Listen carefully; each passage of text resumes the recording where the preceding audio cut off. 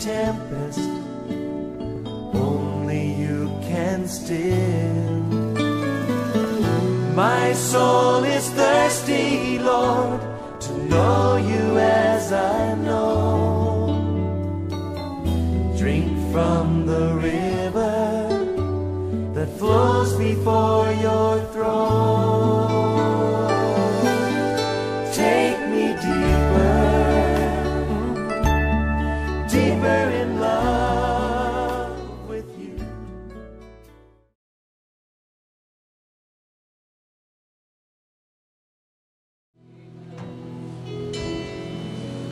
Praise God. Hallelujah. Praise the Lord. Tayo ay mawid ka lang sa awit. Kanina ay binigyan tayo ng usap at tayo siguro patuloy ng ating itas ang ating pananampalataya sa ating Diyos. Ang ating Diyos na nakakasama sa kampiling na ito ay buhay, takila, kapangyarihan sa lahat. At ang ating Diyos na yan ay naghahangad na may display niya ang lahat ng kanyang kaluwalhatian sa pamamagitan ng kanyang iglesia sa huling araw na ito. Naniniwala kong Diyos ay may ilang himala para sa lahat ng kanyang mga anak. Kung ang lahat ng naririto ay mga anak ng Diyos, ang lahat ng naririto ay uuwing may himala mula sa kanyang Diyos. Ang kailangan lang natin ay isang palatayanan, umapit sa Diyos na may pananampalataya. Awitin natin namin, there's a miracle in the making bago tayo manalangin. There's a miracle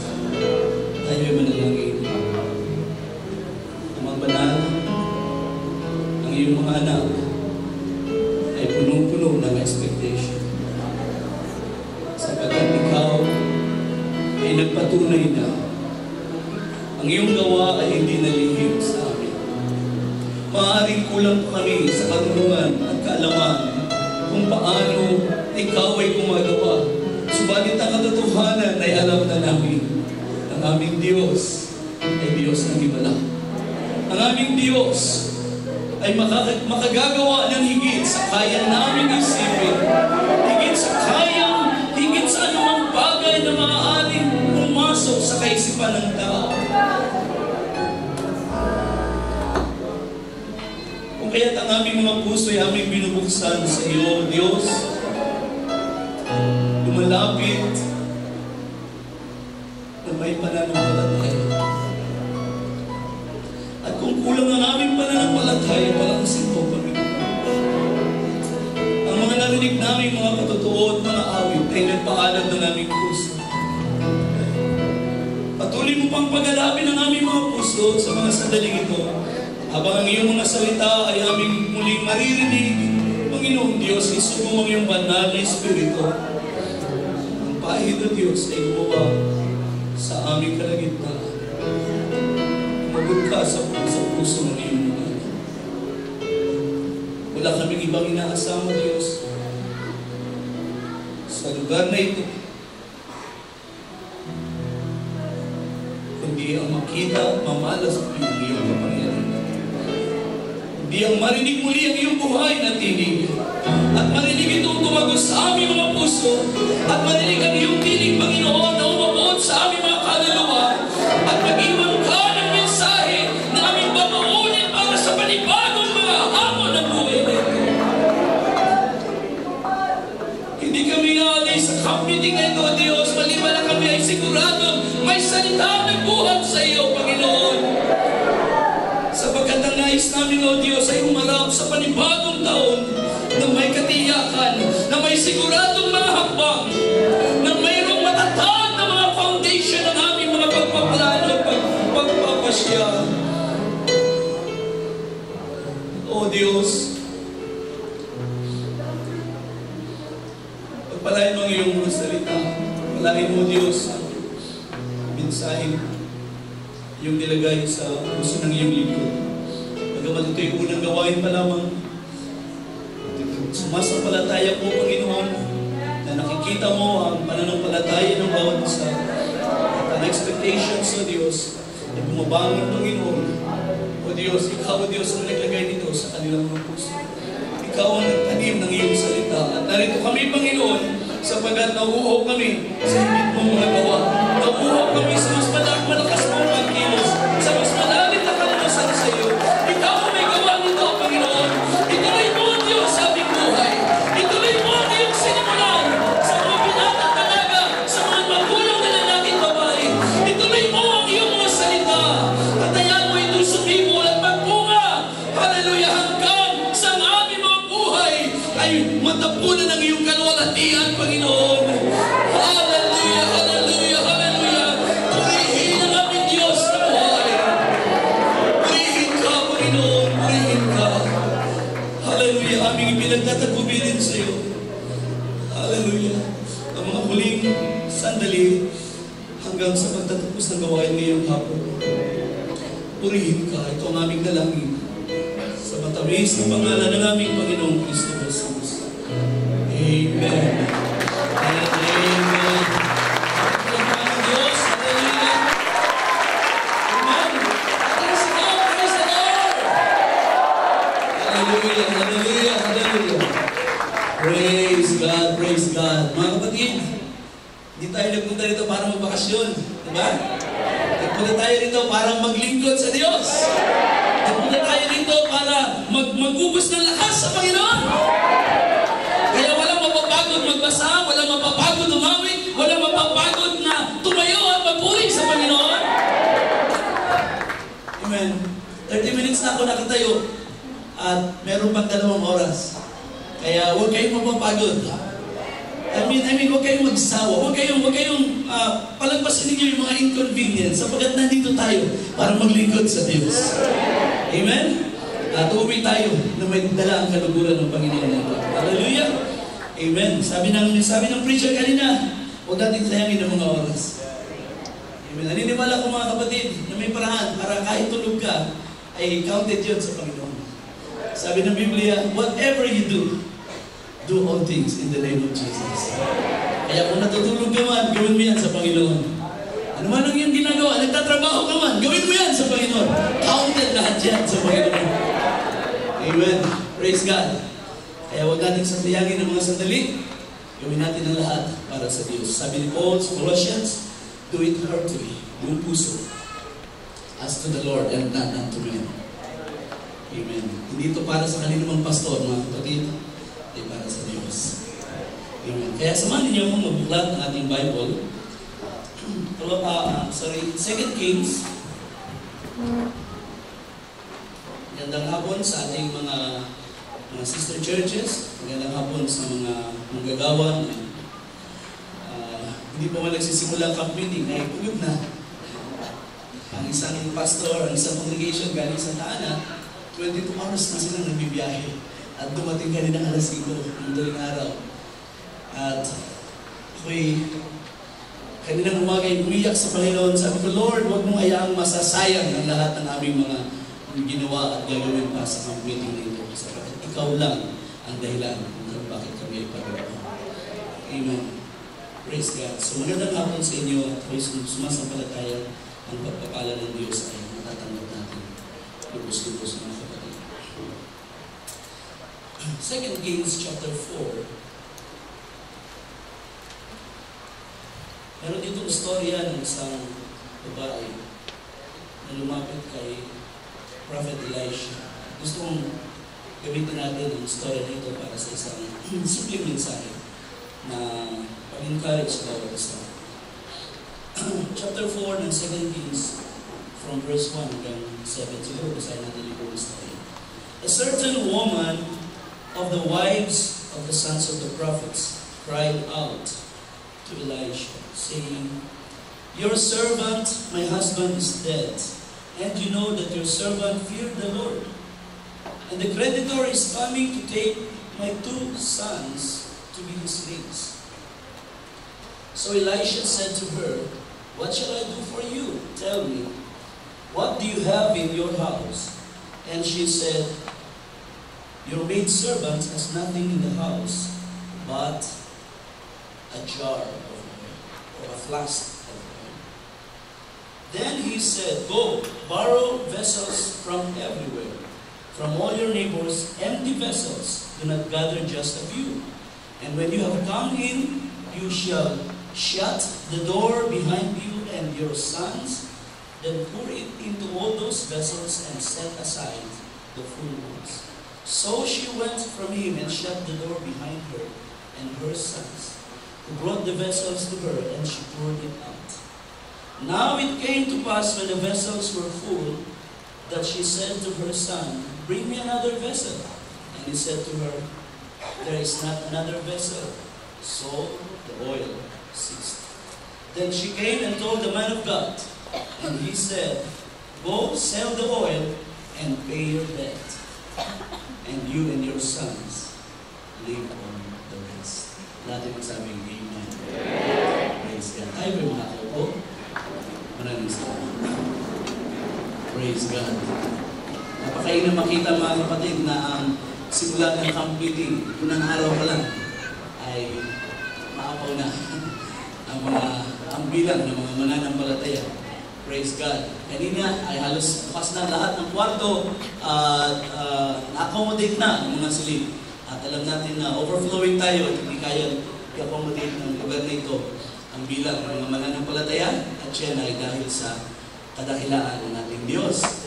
Praise God. Ang aming gawain sa lugar ng Bicol, nagbiyahe sila kanina madaling araw, ay nagkasya ang 32 sa isang jeep. Pinagkasya ang 32 para makabiyahe, at mayroon pang ilang family na naiwan at nagpaiwan na lang dahil wala na kaming paglalagyan sa kanila. Kaya salamat sa pag-iingat din ng Panginoon sa kanilang biyahe, at nakarating sila na kaninang madaling araw. Amen. Lahat po tayo mga kapatid ay totoong mayroong contribution sa camp meeting na ito. Subalit po natin hayaan na ang ating mga katawan ay lubos na mapagod hanggang sa hindi na natin maibigay ito sa pakikinig ng salita ng Diyos.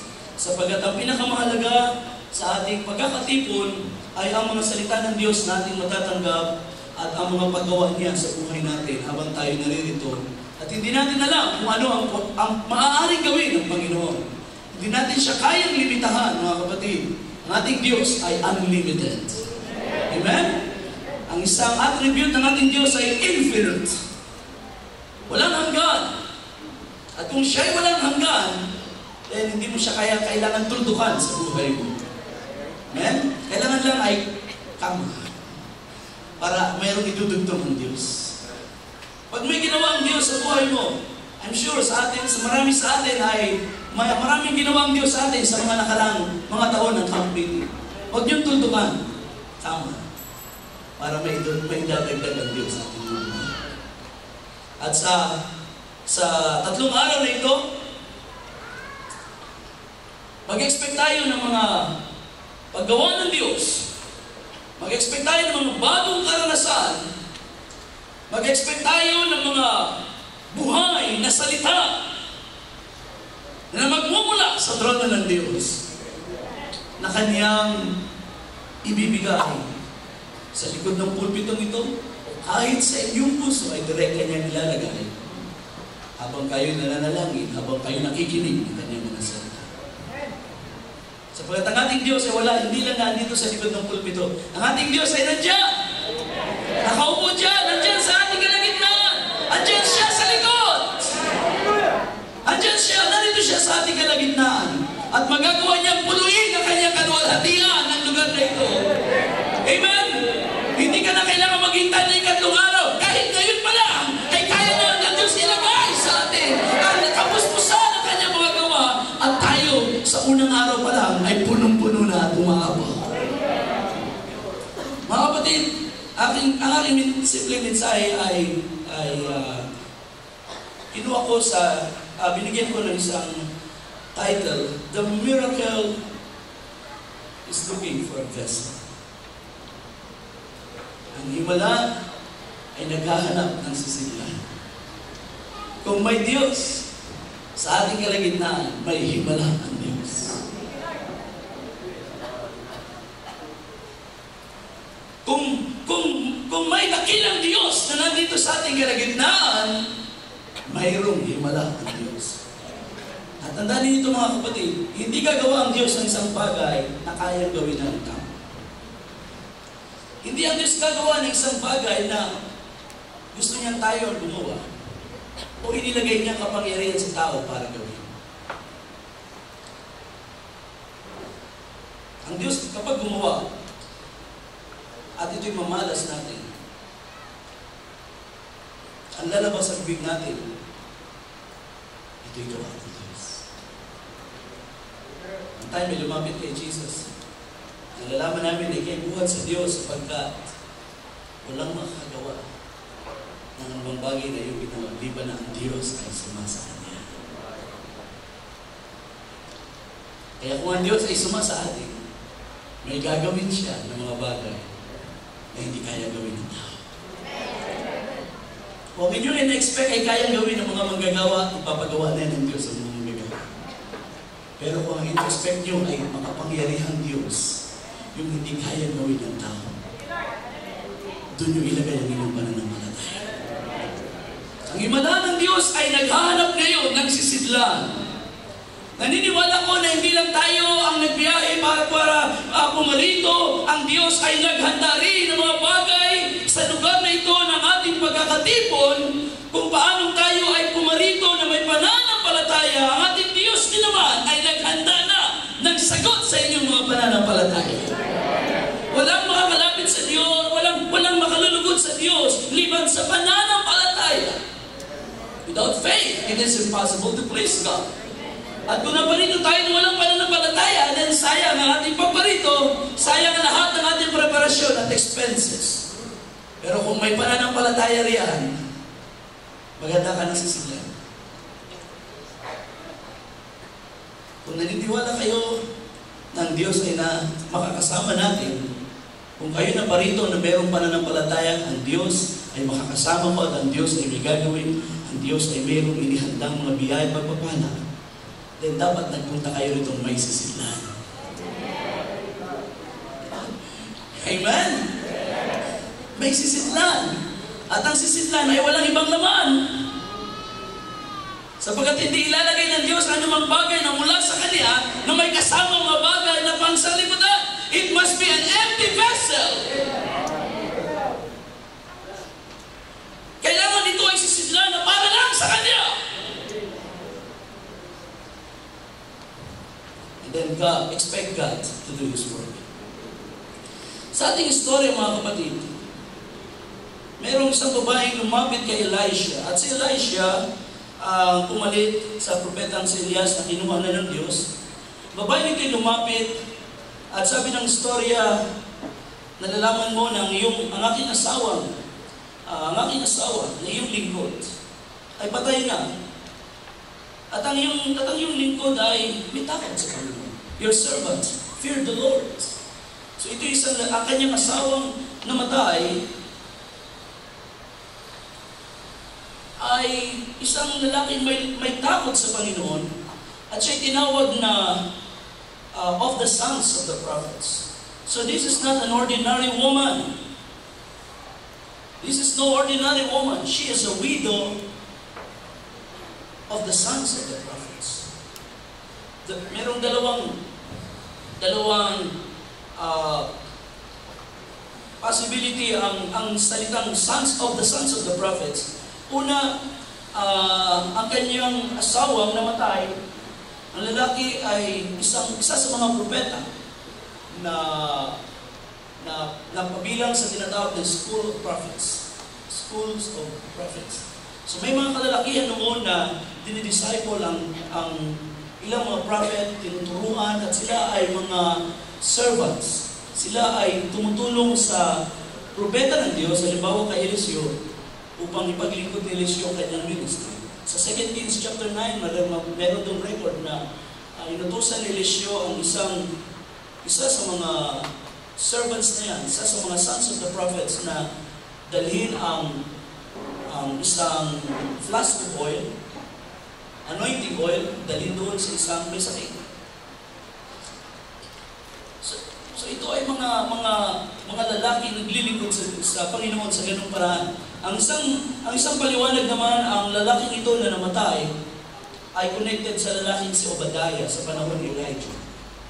At si Obadiah ay isang lalaki rin may takot sa Panginoon, sabi ng 1 Kings. At siya ay naglilingkod sa kaharian. Siya ay sa panahon na pinapatay ang mga prophets, tinago niya ang 100. 50 sa isang caves, 50 sa isang caves, at pinakain. So, ano man ang kaso, mga kapatid, ang babae ay mayroong magandang heritage. Meron siyang, hindi siya ordinaryong babae. Siya ay I believe siya ay isang babae na may pananampalataya sa Diyos. At ang kanyang paglapit sa propeta ay isang expression ng kanyang pananampalataya sa Diyos. So siya ay naghirap, simula nung namatay ang kanyang husband, at naibenta ang lahat ng kanilang ari-arian. At nang siya lumapit kay Eliseo, sabi ni Eliseo, ano bang meron ka? Ano bang pwede kong gawin sa iyo? Ano meron ka sa bahay mo? Wala na. Noon naman, napaka-basic lang ng bahay. Sinabing bahay, usually ay mga basic needs lang na riyan, mga gamit na laging ginagamit sa kanya. So nawala na ang lahat at sabi niya, ang natitira na lang sa amin ay isang flask of oil. At ang flask of oil nito, or jar of oil sa ibang salin, ito ay isang sisidlan ng langis na ginagamit sa pagpapahid ng langis. So sa ibang salin, ito yung tinatawag na anointing oil. Ito ay ginagamit ng mga propeta at ng kanilang mga servants upang magpahid o magbuhos ng langis sa mga taong pinaglilingkuran nila. Either may sakit o patay o naman. So ito yung naiwan sa babae at ito yung kanyang sinabi, ito na lang ang meron ako. Naibenta ko na lahat. Sabi ng propeta, sige, umuwi ka, hiram ka ng mga sisidlan. Now, yung sinasabing sisidlan dito ay hindi na yung flask na kasiliit ng parang sisidlan ng pabango. Kundi ito ay mga vessels, mga pots. Manghiram ka ng maraming sisidlan na walang laman sa mga kapitbahay mo at manghiram ka, damihan mo ang iyong hihiramin. At kapag nakahiram ka, then bumalik ka sa bahay mo, isara mo ang inyong kwarto, kasama ang iyong mga anak, isara mo ang bahay, at pagkatapos ibuhos mo ang langis sa lahat ng sisidlan. So, imagine nyo ang nangyari, mga kapatid, Mula sa isang maliit na flask of oil, so imagine niyo lang yung isang sisigla na kasi laki ng pabango ninyo. 100 ml. 200 ml, sabihin na natin. Mula sa ganito kaliit na sisidlan, ay nakapuno sila ng maraming vessels. Gaano man karami ang kanilang nahiram na sisidlang walang laman at nadala sa loob ng bahay, ay napuno ang mga sisidlan na yan. At nung wala ng sisidlang available, saka lang tumigil ang langis. Ibig sabihin, kung habang meron sisidlan, hindi hihinto ang langis.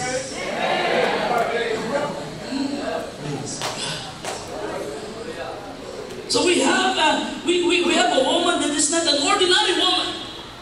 This is hindi siya ordinary babae. This is a woman of faith. At siya ay mayroong isang hindi rin ordinaryong circumstansya. Bagamat ang kanyang asawa ay naglilingkod sa Diyos, dumaan sila sa kahirapan perhaps dahil sa paglilingkod sa Diyos. At ngayon ay wala na siya natira sa buhay niya, kundi yung langis na yun. Pero, ang extraordinary na Diyos ay gumawa sa babaeng ito. At ang sagot ng Diyos sa kanya ay extraordinary din.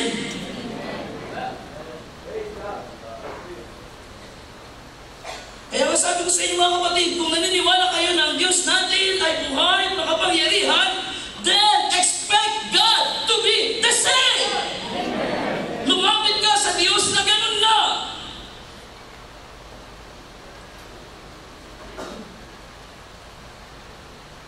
Meron lang ilang mga principles na gusto kong ibahagi sa inyo mga kapatid para sa pagsisimula ng meeting na ito. Ang una, balikan niyo aking notes.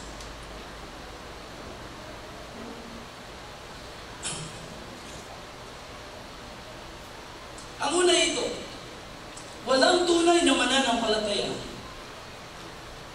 na completely destitute or salat or mahirap. Walang tunay na believer sa Diyos na completely ay mahirap.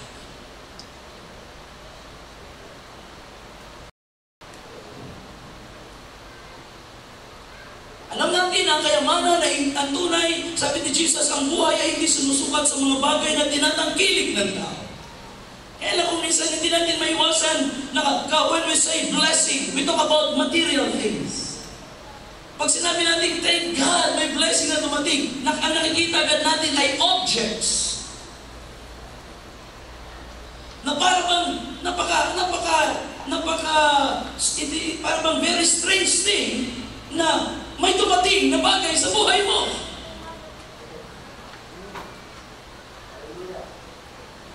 I praise God. Alam mo kapatid, may blessing na dumating sa buhay. What's strange? Ano kakaiba ron mga kapatid? Kung ang Diyos mo ay buhay at ikaw ay lumalakad sa pananampalataya, bago pa dumating yung material na bagay na yan, ikaw ay pinagpala na. Ikaw ay pinagpala na.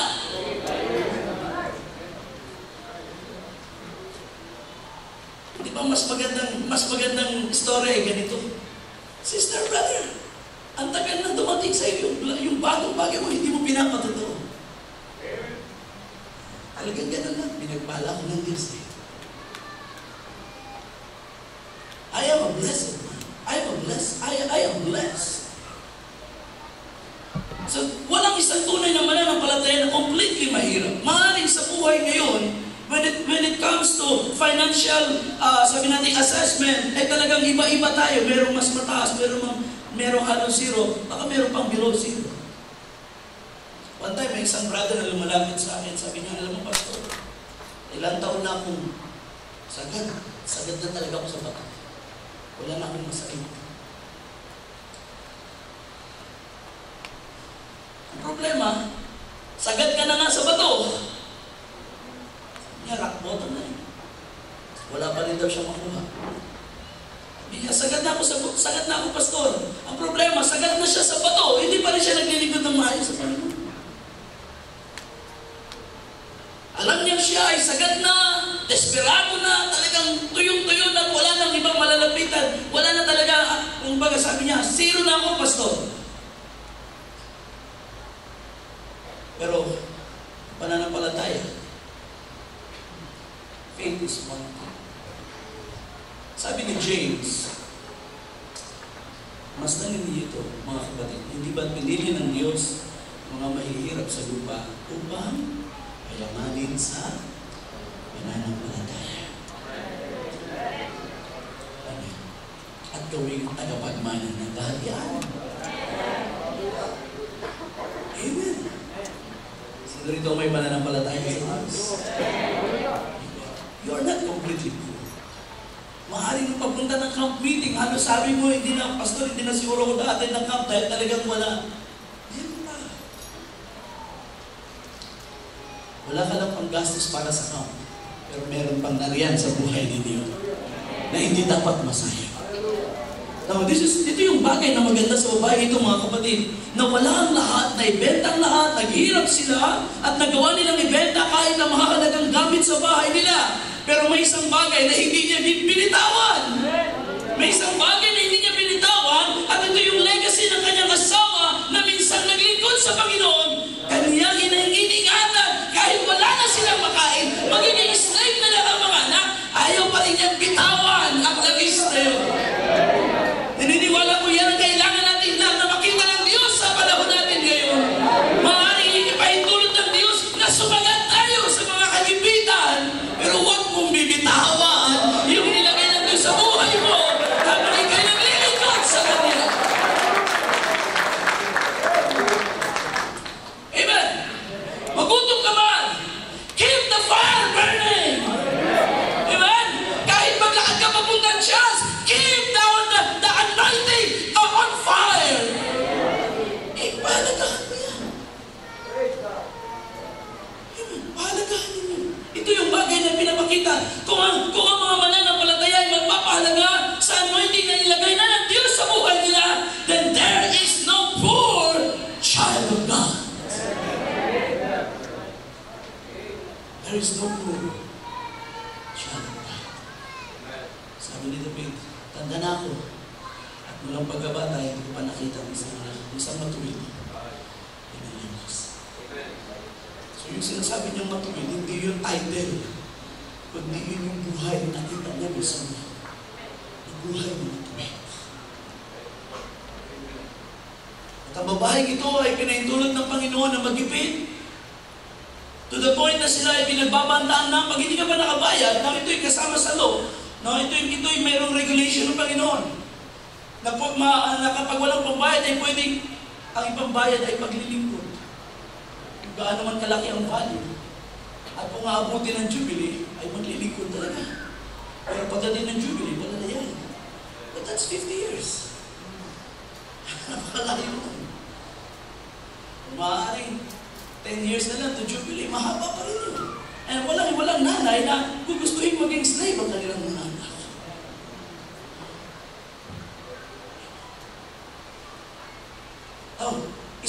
Ang pangalawang magandang bagay na ginawa ng babae ay ito. Lumapit siya sa tamang tao. Lumapit siya sa tamang tao. Pag tayo ay may mga crisis sa buhay, nag-voice out natin sa Facebook, pero hindi natin nabanggit kay Pastor. Hindi pa lang natin nasabi, Pastor, kailangan ko ng panalangin mo. Pero ang dami na nakabasa, ang dami, ang social media nagpalipat-lipat na. At si Pastor, uy, may problema pa rin.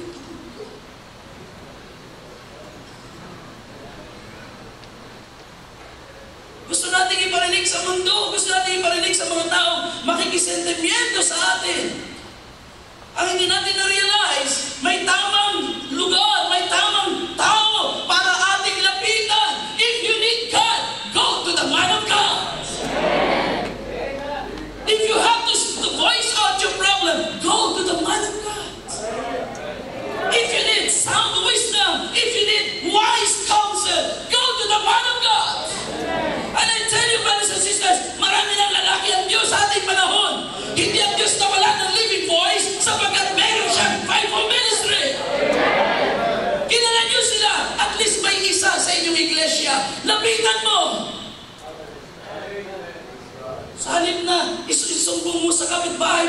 ang iyong problema sa iyong kapatid. Sa halip na i-voice out mo sa social media, sa halip na kung kanino-kanino ka lumapit, mga tao magsisentimiento lang yan sa iyo.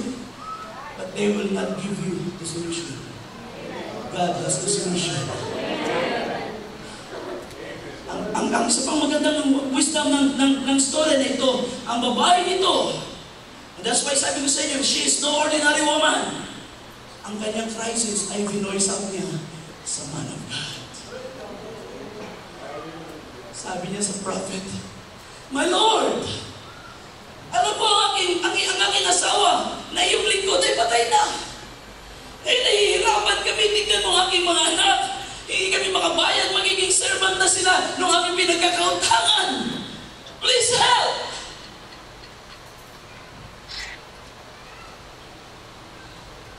At si Elisha ay wala naman. Si Elisha ay walang, ang tawag dyan?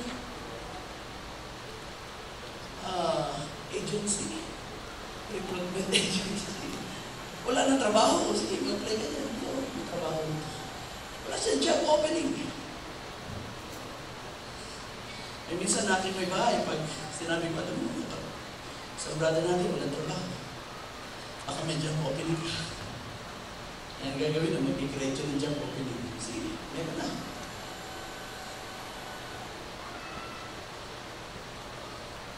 Now, hindi masama na isumbong natin sa man of God ang ating mga financial crisis. In fact, yan ay isang wise move. Financial problem, it is a fact of life. Lahat tayo rito, mayroong financial problems. Ang swerte ng wala. Sometimes we need wisdom, we need sound advice para makalagpas sa mga crisis na yan. And it is the right thing. Ang pinakatamang hakbang is to go to the man of God. Yes, I tell you, ang mga preachers, ang mga pastors, ay hindi bankers, hindi mga chief financial officers sa Malacanang, but they have the word of God. And if you can respect, if you can have respect for the gift na nasa iyo sa buhay ng pastor, kahit kulang siya sa pinag-aralan, may salita ang Diyos na ibibigay sa iyo. Sapagkat when you come to the man of God, you don't come because siya ay wise, because siya ay merong degree, dahil siya ay maraming mga experiences sa lupa. You come to Him because of God. Sapagkat alam mo, ang Diyos ay sumasa Kanya. It is God that you need. Ang Diyos ang talagang kailangan mo at ang Diyos ang gusto mong lapitan through the man of God. And I believe ang mga lalaki ng Diyos, there are living voices of God sa ating panahon, mga kapatid. Ang Diyos ay hindi, sabi ng Biblia, ang Diyos ay hindi nawala ng saksi sa ibabaw ng lupa. Alam niyo ba, yung sinasalitang witness, sa Acts chapter 1, you shall be my witnesses. Sa mga teksto na sa Gospels, mapapansin niyo mga kapatid, na ang salitang witness, ito ay isang official terminology, ito ay legal terminology. At hindi lahat ng mga tao nakakita na eksena ay nagiging witness. Kapag ang isang tao ay tinawag na witness, katulad ng sinabi ni Jesus, you shall be my witnesses, it is a legal term, it is an official term. Ibig sabihin ng Panginoon, kayo ay officially ginagawa kong saksi ng lahat ng nakita at narinig mo sa buhay. At ito ang inyong ibabalik sa buhay. Hindi lahat ng Christians, sabi natin, generically speaking, tayo ay mga saksi ng pananampalataya. But technically speaking, ang witnesses ay mga lalaking tinawag ng Diyos for that word. Kaya mga apostles, officially sila ay witnesses. Naging si Pablo ay kanyang pinatutuhanan, ako'y witness ng ating Panginoon. Hindi niya na-witness physically ang Panginoon, pero na-witness niya ito sa daan patungong Damascus. Nakita niya ang kaluwalhatian ng Panginoon at nakilala niya ang kanyang Panginoon. Ay si Jesus.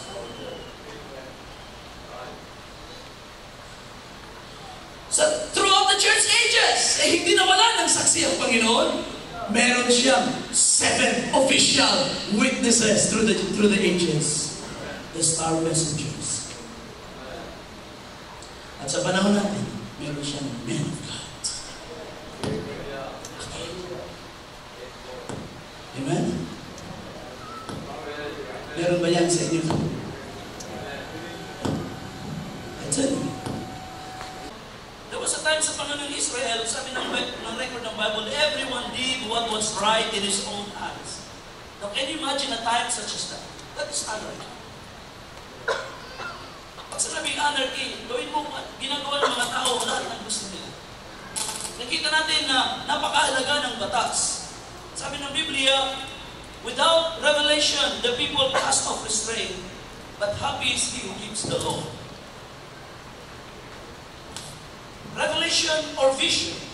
Sa King James ay vision, sa New King James ay revelation. Hindi tumutukoy sa bagay na tinatanggap ng tao mula sa Diyos. It's a word from God na tinatanggap ng tao. At kung kapag wala raw ito, ang sabi ng Bible, the people cast off restraint. Ibig sabihin, people are out of control. Sa King James, ang sabi that the people perish.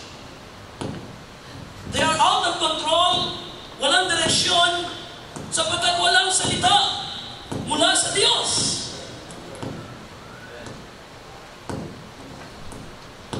Sa panahon ng Israel ay walang direct word from God. Everyone did what was right in his own eyes.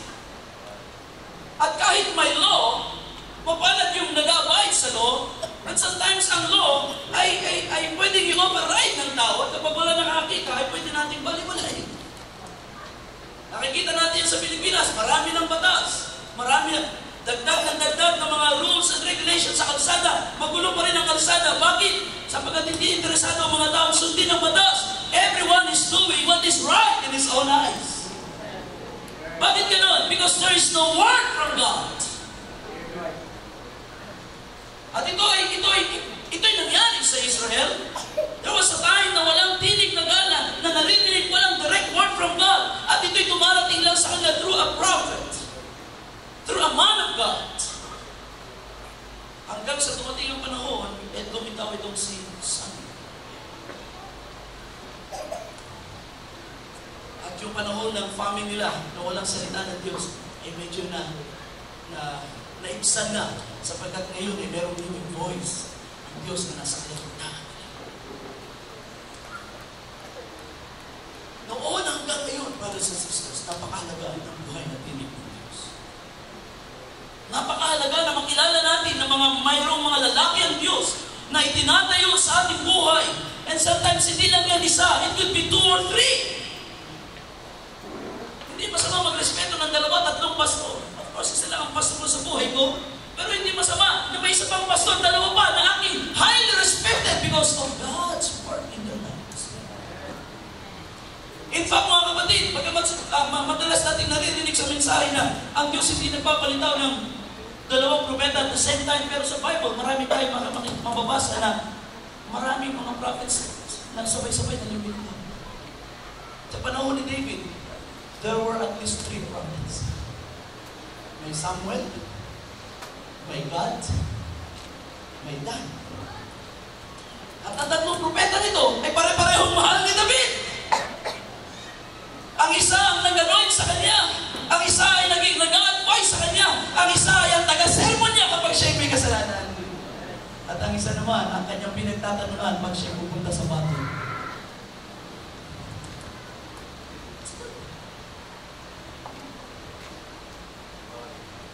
And David himself was a man of God. Pero kahit siya ay may inspiration ng prophet, kahit na alam natin siya ay anointed man of God, hindi nawala sa kanyang pagrespeto sa iba pang mga men of God na mayroong posisyon na ginagampanan ayon sa gawa ng Diyos at kinilala niya, minahal niya, at sila ay nilagay niya sa kanyang buhay. Kaya meron isang magandang record sa buhay ni David. Never lost a war. Ang tanging battle na hindi siya nanalo ay doon sa balkonahin niya. Pero sa battlefield, never lost a war. Sapagkat lahat ng kanyang battles doon sa battlefield, lagi siyang nagtanong sa Panginoon. Doon sa balkonahin, hindi siya nagtanong sa Panginoon. Hindi niya yung kayang itanong sa Panginoon, ibinigay mo ba sa akin yung babae niya?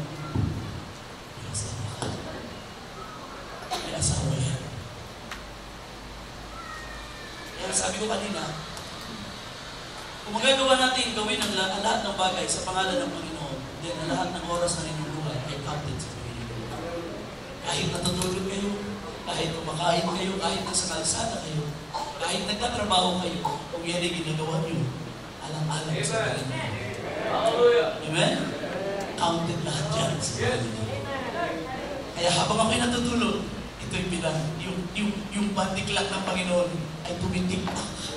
At ako ay hindi ako naka-out. Ako'y naging in sa Panginoon. So every minute counts, every hour, every second counts. At lahat ng ito na ating paglilingkod, kahit yung panahong may sakit ka at hindi ka makapangarap. Nakalala ko one time na kami ay nandun sa bulihan, maliit pa lang ang simbahan. In fact, wala kami sa likod. Ang aming ama, tinamaan ng lutong. Dumating ang Sunday, hindi siya makapangaral. Sa Pastor Nonoy nangaral sa amin. Kung kami sa may likod, wala pa yung church building, yung church na yung ginagawa. Si Pastor Franco nagtago doon sa likod ng plywood para lang hindi makaabala sa mga kapatid dahil during the time ay kalakasan ng kanyang buluto at nakapaglingkod kami sa Panginoon. It's very unusual situations. Pero kung iyan, ang buhay mo ay nakalaan sa Panginoon. Sabi ni Pablo, whether we wake or sleep, we are the Lord's. Amen?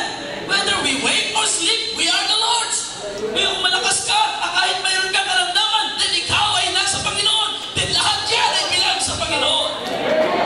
May crisis ka, go to the man of God. May man of God na inakalaan sa buhay mo upang ibigay ng Diyos sa kanyang salita. Amen? Kaya nung sabi ko kanina, mahalaga na tayo ay lumapit sa panahon ng ating crisis, sa panahon ng ating problems. Mahalaga na tayo lumapit sa tamang tao na inilagay ng Diyos sa buhay natin because that's where the Word of God begins. Ang iyong paglapit sa man of God ay hindi pagpapakita ng walang pananampalataya. In fact, that is a show of faith. Amen? That is a show of faith. Pag kumatok ka sa bahay ng pastor, may problema ako. Sabi ka, pasok ka sa star, pasok ka brother, ano problema mo? Hindi yan panahon na, hindi yan papakita na ikaw ay mahina o ikaw ay walang Diyos. No, that is a show of faith. Kaya ka nga doon kumatok sapagkat alam mo ang Diyos niya ay buhay at may lingkod ang Diyos na nilagay sa buhay mo. Go to Him. Minsan sinasabi ko sa maraming mga tao, kahit sa aming church sa mga nakaraang mga panahon, dahil minsan nababalitaan na lang natin may sakit, tapos dumating ng church na wala ng ilang linggo dumating, salamat sa Diyos pinagaling. Hindi man lang natin ang practice ang James chapter 5. Is any man sick among you? Let him call the elder. Minsan, itinago natin ang ating sakit. Siguro nahihiya tayo. Masabi mayroong sakit na ganito. Tinago na lang natin. Pinipim na lang natin. Samantalang kung yan ay iyong na-open at naipanalangin o baka naipanalangin ng iglesia, yung mas malaking kalwalatian ang ibinigay sa Panginoon. Amen? There is no such thing as accident sa buhay natin. Walang accidenting. Yung sinasabi natin accident sa kalsada, yan ay perspective ng tao. Pero yung mga sitwasyong nagaganap at magaganap, ay nakikita lahat ito ng Diyos, and all things work together for good. To them that love God. Hallelujah.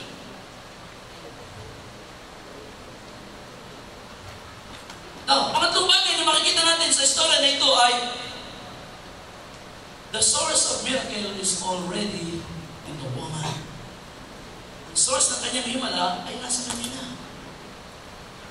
Maaaring hindi pa siya aware na ang Diyos ay gagawa ng ganun kalaking bagay sa pamagitan ng maliit na hawak niya. Pero andun na.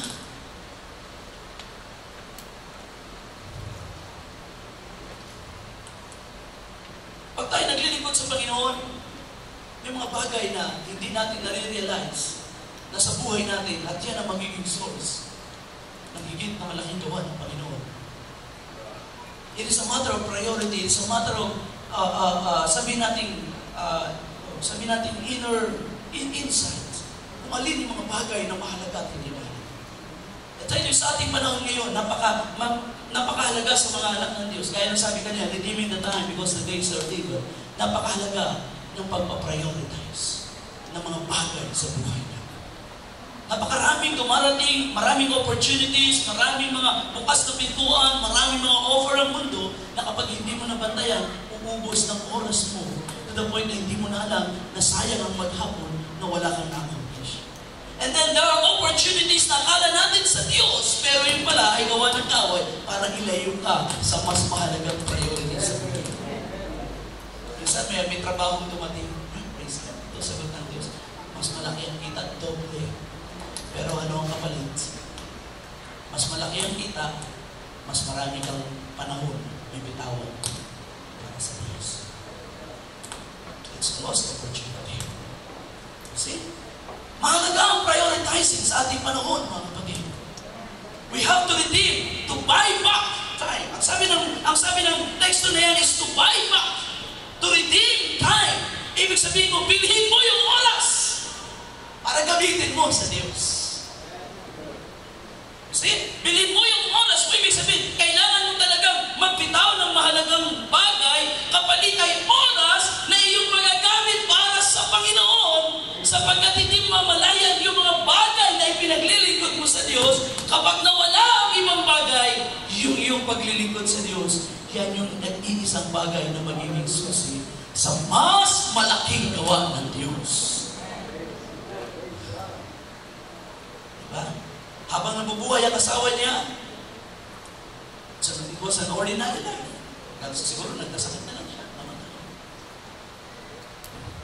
Lingkod siya. Ginawa niya ang kanya, binigay niya ang kanyang oras. Maaari nagtatrabaho siya, pero binigay niya marami niyang panahon sa paglilingkod under doon sa man of God hanggang sa naubos ang kanyang oras sa lupa. Who would have thought na yung maiiwan niyang anointing oil, ito ang susi. Sino sa iyo nakaalala ng inyong mga pangako sa Diyos na nakarangkap nito? Buhay pa ba yung promise na yun?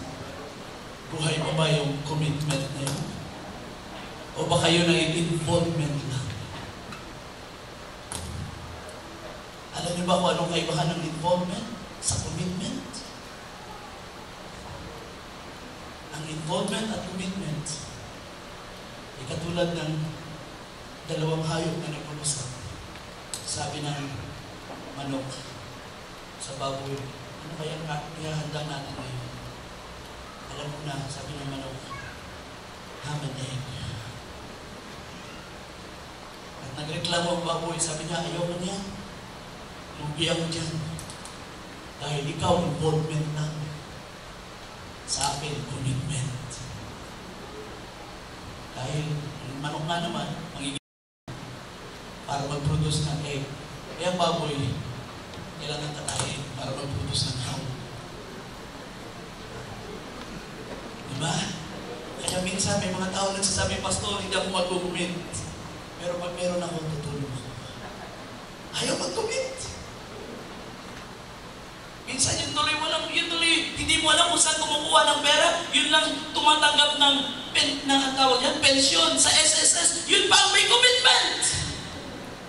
3,000 lang ang, sabi natin, 3,000 lang ang monthly na tinatanggap sa SSS pension niya. Pero ang commitment niya, 1,000. Pero yung isa malalaki ang kita, basta hindi ako makapag-commit. Pero tutulong ako kung meron.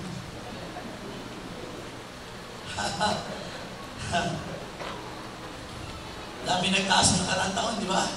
Hindi ko alam kung yun ay involvement o commitment. Ang alam mo, pag committed ka, kahit anong mangyari, gagawin mo yung iyong binitawang salita. Amen? Sapagkat ang Diyos ay hindi lang na-involve sa buhay mo. Ang Diyos ay nag-commit! Amen? Ibinigay niya ang kanyang buntong na anak para sa iyo. Inilaan niya ang kanyang buhay sa krus. Hindi lang siya na-involve sa buhay mo, kundi siya ay nag-commit ang kanyang sariling buhay at kanyang inalay para sa iyo. Now, He wants your commitment.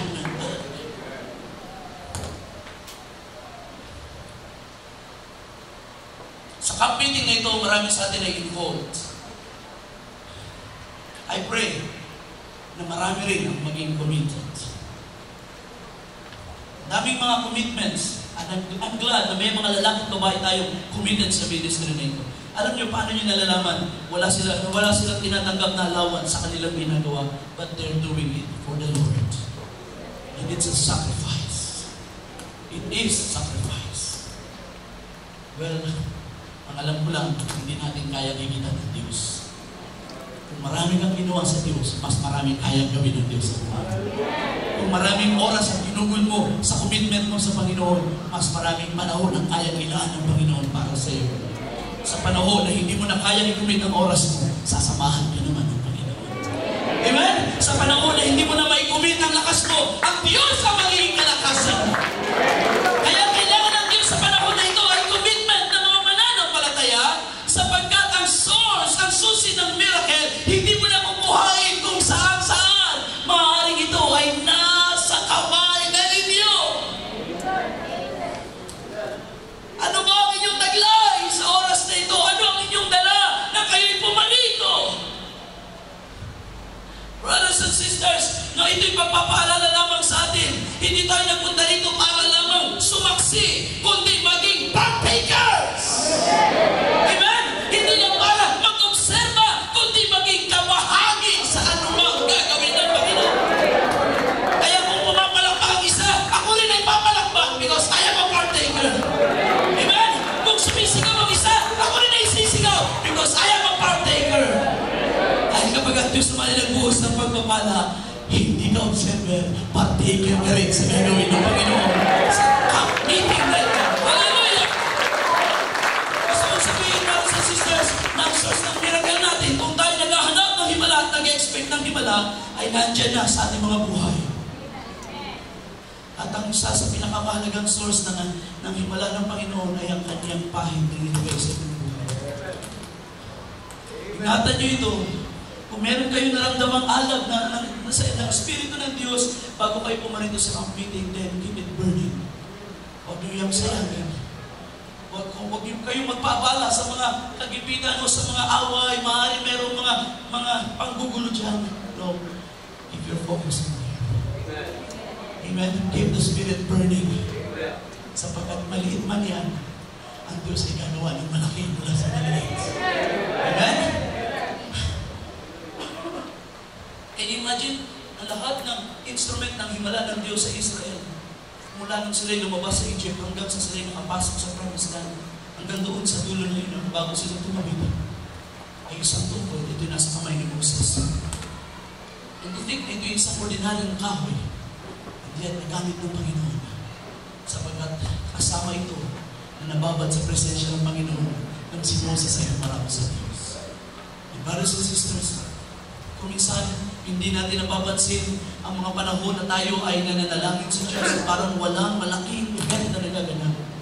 Simpleng prayer hindi. Pero kung naanan ka ng mga panahon na yun, baka yun yung mga oras, baka yun yung mga sandali na inilaan ng Panginoon para i-equip ka sa mas malaking gagawin niya. Amen. Kung naniniwala kayo, ang Diyos natin ay Diyos ng himala. Then, I pray, andyan ang pananampalataya. Ano kailangan natin gawin ngayon? Magdala kayo ng sisidlan. Magdala kayo ng inyong sisidlan sapagkat ang Diyos ay nakahanda gumawa ng himala. Paano ba natin nalalaman ang presensya ng Diyos ay nasa ating kalagitnaan? Diba? Sabi ni Gideon, kung ang Diyos ay sumasabi, nasaan ang kanyang mga gawa? Nasaan ang kanyang mga gawa? Of course, there will be times na hindi tayo naghahanap ng malaking mga gawa, just the assurance na kasama natin ang Panginoon. Yes, those things happen. At kailangan natin yun to go through. Pero para sa ganitong mga pagtitipon, bakit tayo tinipon ng Panginoon dito? Para lang palipasin ang mga oras at tapos mag-uwihan tayo na walang spirit sa ating mga buhay. Hindi, I pray na hindi ganoon ang purpose ng Panginoon. I believe hindi ganoon ang purpose ng Panginoon. Amen? Tayo inipon niya para magkaroon tayo ng spirit sa buhay natin.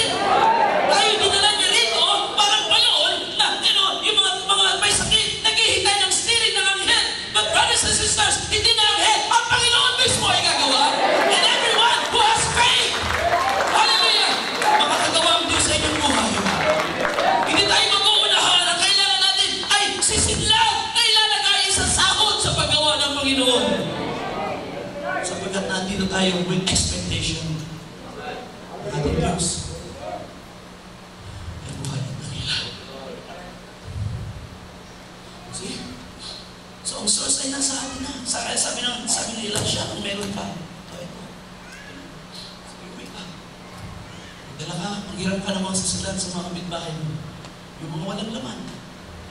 Walang laman. Sige, dalhin mo sa bahay mo. Ipunin mo ang lahat ng kaya mong dalhin. At kapag nakaipon kayo, sa mo dito, ibuhos mo ang langis. At napakaganda, brothers and sisters, sapagkat kung hindi na naubusan ang sisilan, hindi titigil ang langis. That's the power of God. Lahat na dito ay may sisilan. Empty vessels. Can you imagine? Ang Diyos ay manugod na gumawa mula sa unang araw hanggang sa huling araw natin. And day after day, service after service, ay ang bababa kanyang kapangyarihan. Meeting after meeting, preaching after preaching, ay magagawa ng miraculous ang Panginoon. Then kailangan maraming sisidlan. Kailangan maraming empty vessels. Sapagkat ang makakapigil lang sa pagbuhos ng kapangyarihan na yan ay kapag wala ng sisidlang malalagian.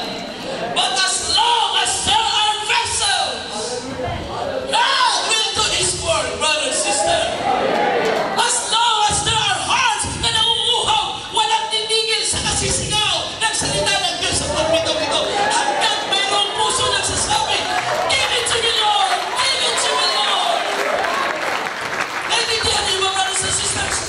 Ang lakas ng inspirasyon ay hindi naman nakasalalay sa preacher. Kailangan may paghatak sa buhay ninyo. Kailangan may empty vessel dyan na nagsasabi, Lord, I need your word. I want your word. Give me your word. And then the anointing flows. Amen. Hindi natin kailangan ng malalim na revelation para tayo ay mag-set on fire. Just the reality, just that realization, our God is a living God.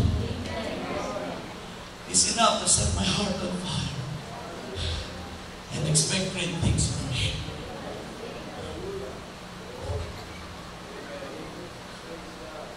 You see, merong kakaibang bagay, mga kapatid. May kakaibang pagkilos ng Diyos. Kapag nagkita-kita sa isang lugar ang mga taong sumasampalataya at ang mga lalaki ng Diyos na gagamitin niya para abutin ang pangangailangan ng mga tao. Ang salita ng Diyos ay na-exalt sa kanilang mga gitahan. May kakaibang nagawa ang Panginoon. Maaaring meron siya nagagawa sa buhay ko on my own personal experience sa mga pinunada namin. Sa bahay namin, sa aming tahanan, sa inyong mga tahanan.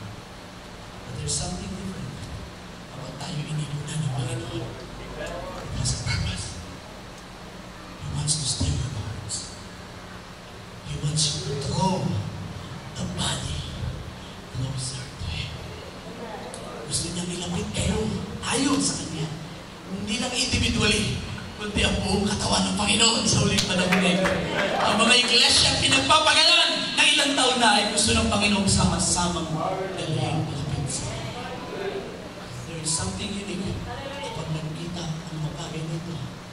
Yung mga kapatid ko, minsan, it's not enough na meron tayong narinig na salita ng Diyos. I mean, reading from the Word of God. The Word of God, yes, alam natin yan. Pero alam niyo ba yung sinabi sa Romans 10:17, faith cometh by hearing, and hearing by the Word of God. Alam niyo ba kung ano yung word na natin? The word is Rema. Rema. And what is Rema? It is the living voice. It is the living word. See, ang Biblia ay pwede natin basahin at ma-memorize ang mga promises ng Panginoon. Pero kung hanggang hindi na-stir up ang inspiration at naging buhay na tinig ito sa ating puso, nothing happens. Nothing even happens. That's why we need the living voice. Kaya mahalaga ang pangangaral ng salita ng Diyos. pagkain, huwag lang mawala ang pangalan. Mawala na ang awitan, huwag lang mawala ang pangalan. Bakit? Because there's something different with preaching. You say, what is this for? This is God's way of feeding us. This is God's way of bringing His living voice to us. You see? Kaya nga sabi ng prophet, hindi na yung tao ang iyong naririnig. Kapag ang inspiration ay gumagawa na, ang Diyos mo na ang nag-uusap sa puso mo. And that's why mahalaga na hindi tayong observer, kundi participant. Sapagkat pag observer ka, you hear the voice of the preacher. Pero pag participant ka, you hear the voice of your God.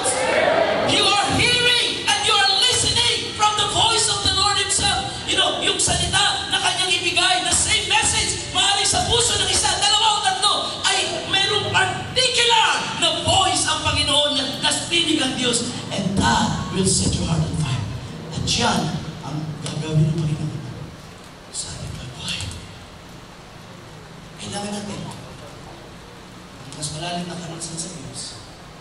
At hindi natin masasabing, Lord, gusto kong maranasan ng kaluwalhatian. I mean, excited na ako sa kaluwalhatian. Until you experience the glory on this side of heaven. Sabi ni Pablo,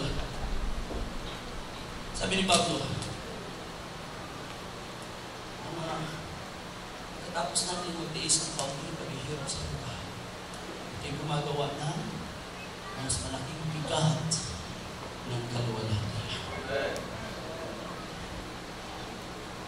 Ito yan.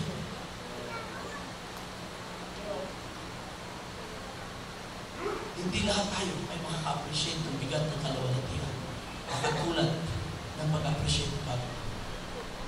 And that's why hindi tayo pare-pareho ng perseverance, ng dalakan, ng pagsasikap sa gitna ng mga crisis sa buhay natin. We believe the word, pero pagdating sa aktwal, hindi natin ito talaga napapractice. Because yung sinabi ni Pablo, ang kaunting kahirapan ay gumagawa ng lalong laking bigat ng kaluwalhatian. It's out of experience. Yun ay karanasan niya. Ang sabihin niya sa Romans chapter 8, sinabi niya rin sa Romans chapter 8 na may kaluwalhatian naghihintay. Ang mga kahirapan sa lupa, the present suffering is not worthy to be compared with the glory that comes. Yung kaluwalhatian dumarating. And He said, para sa atin, walang experience.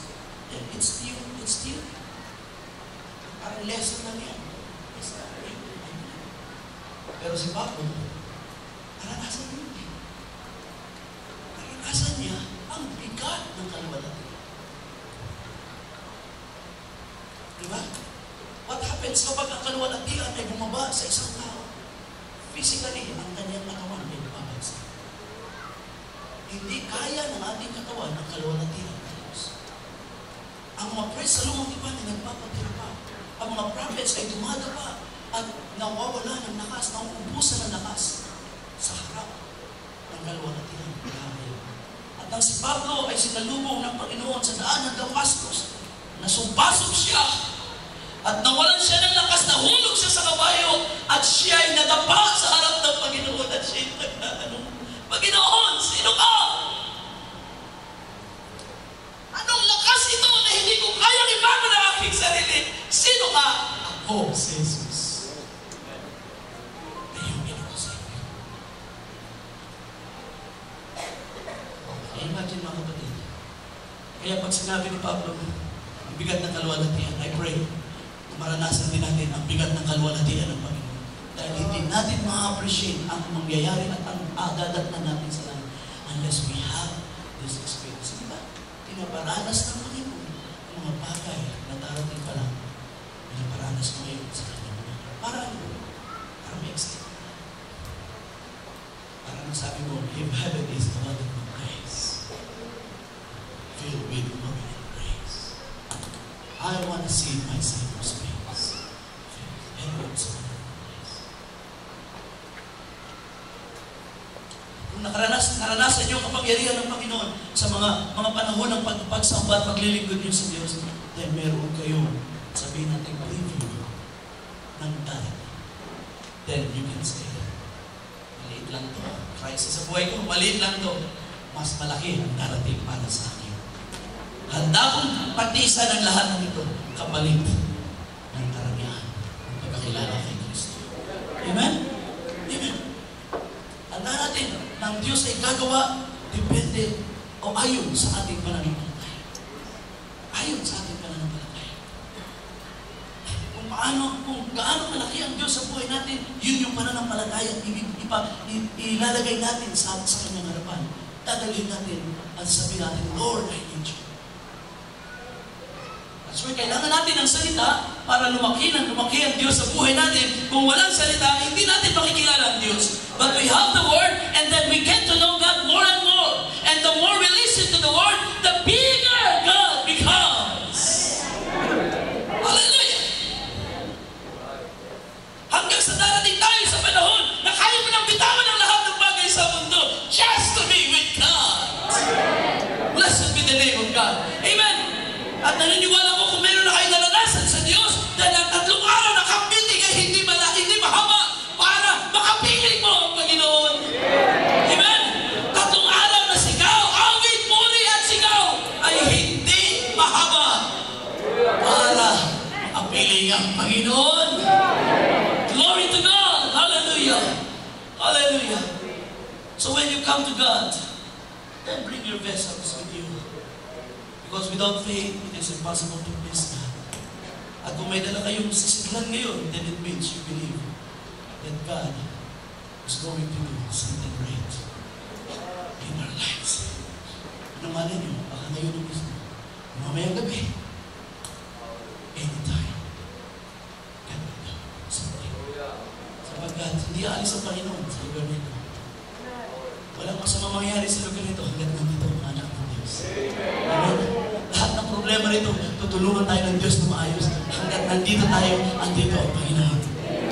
Bakit mga kapatid? Sapagkat kung saan tinatanggap ang salita ng Diyos, andun ang Diyos. Kung saan welcome ang salita, welcome ang Diyos. At bababa ang Diyos. At kung welcome niyo sa buhay niyo ang salita niya ngayon, then bababa siya. Sa inyong buhay. Amen. Walang pakinggan natin ang Panginoon.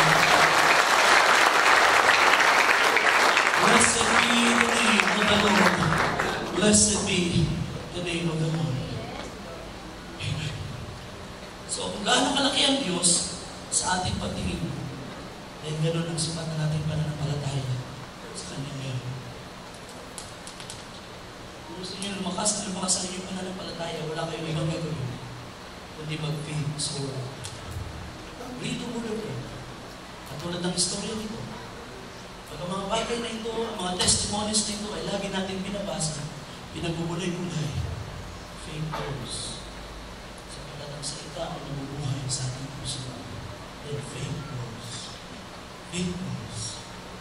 Hanggang sa isang araw, sabi ni Jesus, He who believes in me, the works that I do, He will do also. I pray na tumating ang bride sa ganong panahon. No? They have so much faith na gagawin nila ang ginawa ng Panginoon.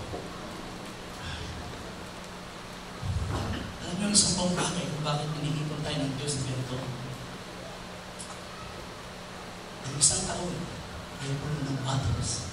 At marami sa atin ay nag-struggle sa mga battles na yun. Labas-pasok tayo sa presence ng Panginoon. Labas-pasok tayo sa mga talents. Minsan kailangan tayo confine ng Panginoon. Sige, 3 araw ka muna dyan sa community. Hanggang sa muling mag-focus sa ating buhay. Kaya tignan ninyo, pagtapos ng community, pagpasok ng New Year, lahat may vision. Lahat may goal. Lahat may resolution. Lahat mayroong gusto na ma-accomplish. Pero between January and December, that's a different thing. It's a different thing. Amen. But, kung meron tayong naranasan sa Panginoon at may ginawa ang Diyos sa buhay natin, sa Kanya sa pamagitan ng gawain na ito, kailangan lang natin ay huwag bibitawan. Ipagpatuloy mo Yung commitment mo, gawin mo. Alam niyo, kapag may commitment kayo sa Diyos, hindi lang naman ang Diyos na nakalimutan. Pati ang kaaway nakalimutan. Commitment, kailan tingnan mo. Kaya kita ng sakit, punuhin ko trabaho mo, tingnan natin kung anong commitment pa meron ka. Hindi lang ang Panginoon nakalimutan. Yung kapitbahay natin, kaya pag meron tayong commitment, kailangan mag-commit tayo na gagawin natin ang ating commitment. It's a double commitment. Kailangan mong ihanda ang iyong sarili sa mga bagay na, sa mga possibilities na mangyayari. Sapagkat, hindi ibig sabihin may commitment ka sa Diyos ay lahat ay smooth. No? Hindi ibig sabihin na meron kang objective sa Panginoon, may faith ka sa Diyos ngayon para sa camp meeting na ito ay magiging smooth ang lahat. Maaaring may gulong lilitaw, maaaring may inconvenience na mangyayari, maaaring mayroong problemang magra-rise up, baka mamaya mayroong makalusot ng away dyan sa loob ng mga cabins ninyo, ay makakagawa ng kaaway ng maliliit na mga bagay. That's why kailangan natin mag-shut in with God. Ito ang ginawa ng babae. Sinara niya ang sanlibutan at nagkulong sa bahay niya. Walang ibang dala. Ang kanyang sa pamilya, ang kanyang mga anak, ang kanyang sisidlan ng langis, ang kanyang anointing oil, flask of oil, at ang mga empty vessels. Sinara ang mundo at nagsimulang magbuhos. Brothers and sisters, the power flowed freely. I tell you, hindi po tayo ay mas on fire na sa isang gawain, ay pwede na natin ito itabi at bumalik tayo ulit sa entertainment. You need to shut in with God. If you want to go deeper with God, then we really need to find time with God. Amen. At kung kayo ay nandito para sa camp meeting, then ano ang gagawin natin sa camp meeting? Praise and worship, listen to the word, prayer. Amen. Wala ditong swimming, wala ditong party. Meron tayong sideline, sharing. Pero baka yung sharing makaabala doon sa mas mahalaga, pray. That's what we need. Gusto niyo ba ng himala ng Panginoon? Nag-expect ba kayo ng malaking bagay sa Panginoon? Kung ang Diyos na may binubuhos na sa atin sa oras na ito, gusto niyo bang ito'y magtuloy-tuloy hanggang sa huling araw? Amen? Gusto niyo ba anointing na yan ay magsimulang bumuhos at hindi tumigil? All that God needs are empty vessels.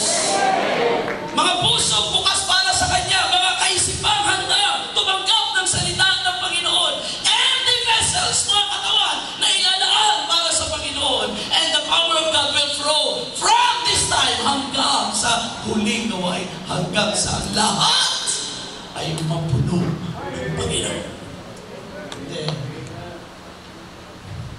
May problema tayo, uwi tayo. Ang bayad sa problema, at ang iba naman, believe with the rest of it. Napakaganda naman ang himala ng Panginoon.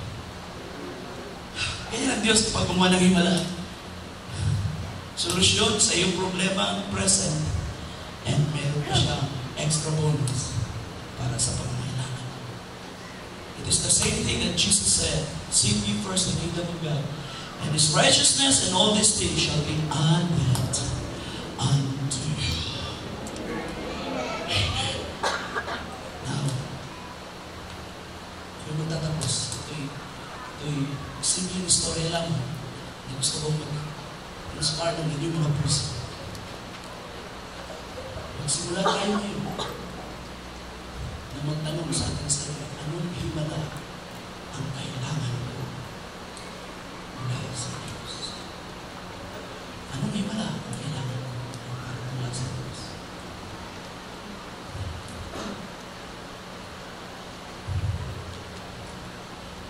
Ito ba himala ng kagalaman? Ito ba afliksyon, sa isang mabigat na trahedya, na crisis sa inyong buhay. Ito ba'y may kinalaman sa kaligtasan ng kaluluwa? Magsimula kayo ngayon, magkulay-kulay. Anong iwala ang kailangan mo mula sa Diyos? Kung ayaw mong masayang ang camp-meeting nito, nandito ka para sa makapangyarihang Diyos. Nandito ka na may dalang sasakyan. Kapag na-identify mo ang iyong pangangailangan, na-identify mo ang isang bagay na gusto mong matanggap mula sa Diyos, kailangan mo ito.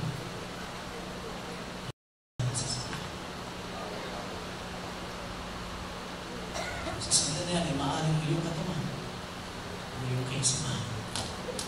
Maaaring yan ay ang iyong pamilya. Maaaring yan ay ang iyong asawa. O maaaring yan ay isang bagay na nasa iyong kamay. Kung saan dumadaloy ang inspirasyon ng Panginoon. Maaaring yan ay isang bagay na pinaglilingkod mo sa Panginoon. Dito.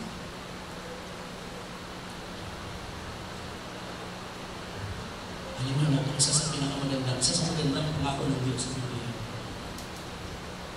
He who believes in Him will not be put to shame. Ang naghihintay sa pasampalataya sa Diyos ay hindi mapapahiya. Hindi mapapahiya. Hindi bibiguin ng Diyos ang pananampalataya. Amen? Amen. Kumain tayong lahat, kapatid. Hallelujah. Bigyan natin ang panahon sa mga. Hallelujah. Hallelujah. Amen. Ready your hearts. Ready your vessels. Empty your vessels. Hindi masama lumapit sa Diyos na may desperation. That is your situation. Come to Him.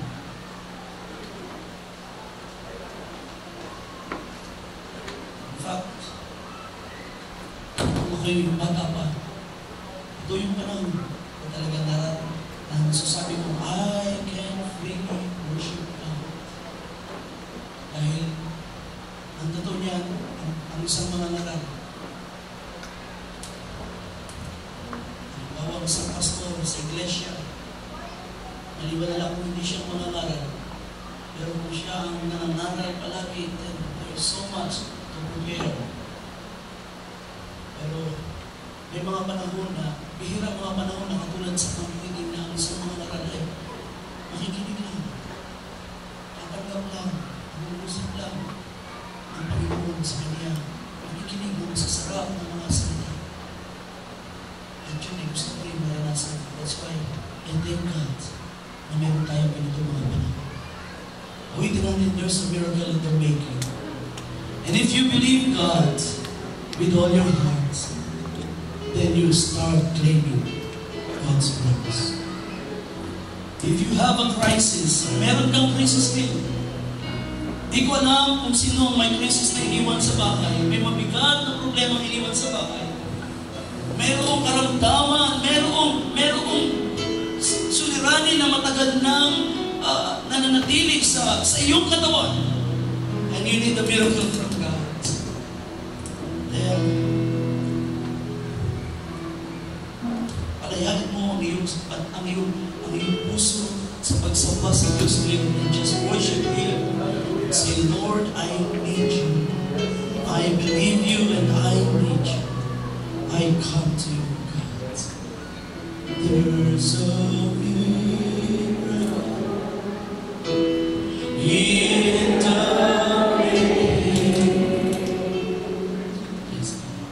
one just for you. Your heart is working it right now.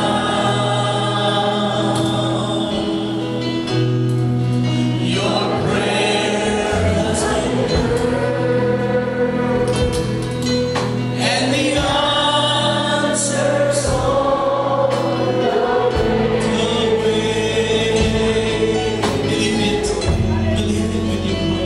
There's a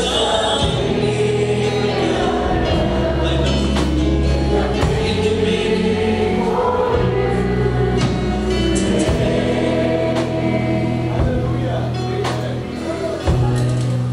The ground was great, but she knew she had to be changed. For this was her last hope of ever being.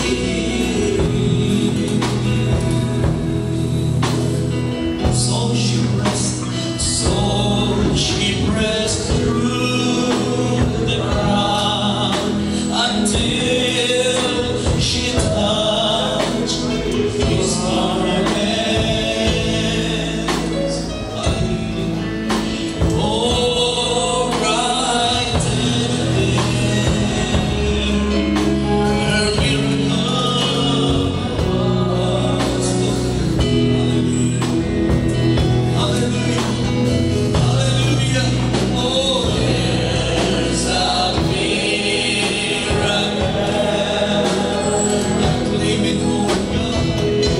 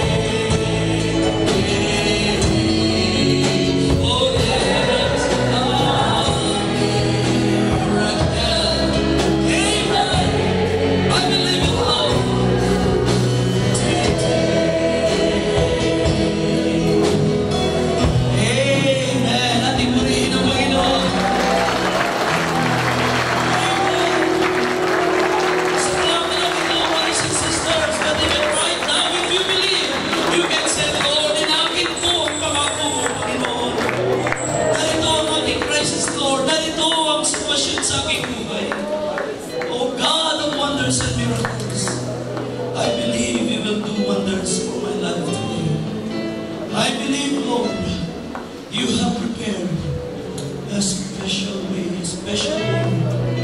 for each and every one in this congregation. Even the ministers, Lord, we need your miracles. We need you to work in me right now, Lord.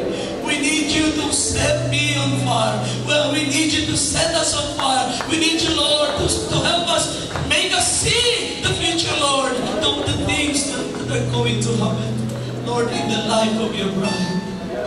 Lord, we need you. We need you. Your people need you. Lord, we have this confidence, Lord, na habang paparito kami sa pag-meeting, gayon din naman ang sagot mo sa aming mga pangangailangan ay paparito. They are on the way. They're on the way to meet us there.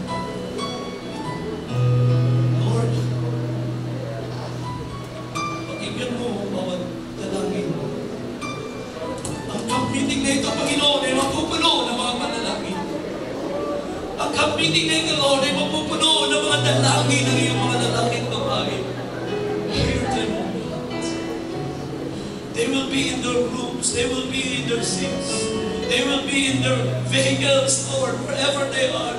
Kahit man ang mga kapatid na nasa kusina at napala sa kanilang mga responsibilities, sa kanilang puso ay may dalangin sila. They may have a crisis, Lord. Subalit out dahil sa mga kailangan, they are serving the work, Lord, sa Sunday.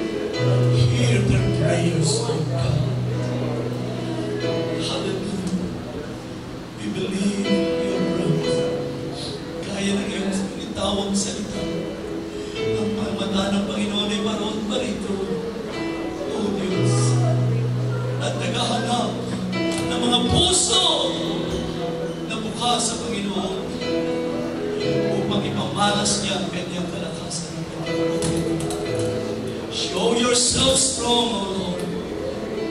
I pray na mga may karamdaman sa pagparito, Panginoon, ay uuwi na magaling na. Na sila'y uuwi na dala ang kasagutan sa kanilang karamdaman. I pray, O God, oh hallelujah, na ang may mga kagipitan na pumarito, Panginoon, ay makakaranas ng deliverance. At sila'y uuwi na may dalang pangako na kanilang gagamitin upang magtagumpay.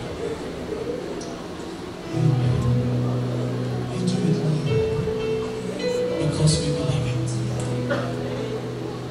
We believe it.